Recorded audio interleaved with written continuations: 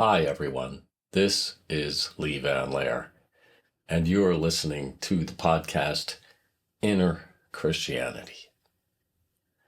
Today, we're going to continue reading Meister Eckhart's Sermon 7, and in this particular section, we're going to get into some fairly deep water because he's talking about the unity of all things. Let's not use an interpretation that's too literal and physical and relies on material metaphors. Instead, let me offer you a different perspective, one that is more subtle and spiritual. I maintain that in the heavenly realm, everything exists within everything else. Everything is one, and everything is ours.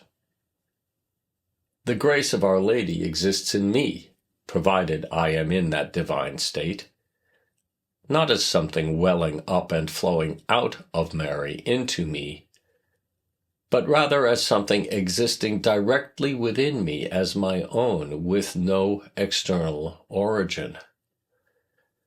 Therefore, I say that what one person possesses there, another also possesses, not as a gift received from the other or existing inside the other, but as something held within themselves. In this way, the grace found in one person is entirely present in another as that person's very own grace. This is the nature of how spirit exists within spirit. This is why I say that I cannot be the Son of God unless I possess the very same nature that the Son of God has. And possessing this identical nature makes us like him, allowing us to see him as he is God. But it has not yet been revealed what we shall become. In this sense, I tell you, there is no such thing as likeness or difference. Rather, without any distinction at all, we shall be the same essence in substance and in nature as he is in himself. But that reality is not yet revealed. It will only be revealed when we see him as he is God. God brings us to the point of knowing him, and his very being is his knowing. His act of making me know is identical to my own act of knowing. Thus, his knowing is mine, just as it is with the teacher. What the master teaches is the one and the same thing that the pupil is taught. And since his knowing is mine, and since his very substance consists of his knowing, his nature, and his essence, it follows that his essence, his substance, and his nature are also mine.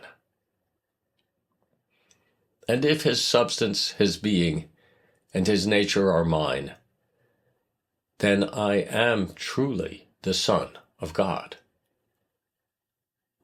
See, brothers, what love God has poured out on us, that we should be called and actually be the Son of God. An extraordinary proposition, to be sure, what Meister Eckhart brings us here, that we are one with God and one with Christ. In this act of union with God and with Christ, we become different within ourselves in such a way that rather than being the fragment of ourselves that floats around in its own world, we have become a part of God himself.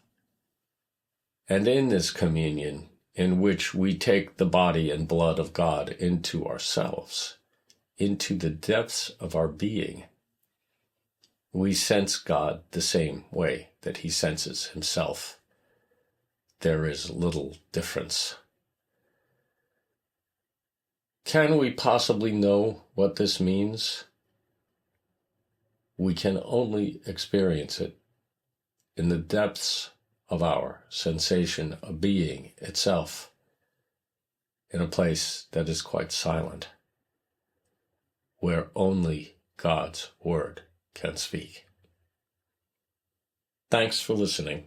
If you enjoyed the podcast, please click the like button, share it, and subscribe. See you again next time.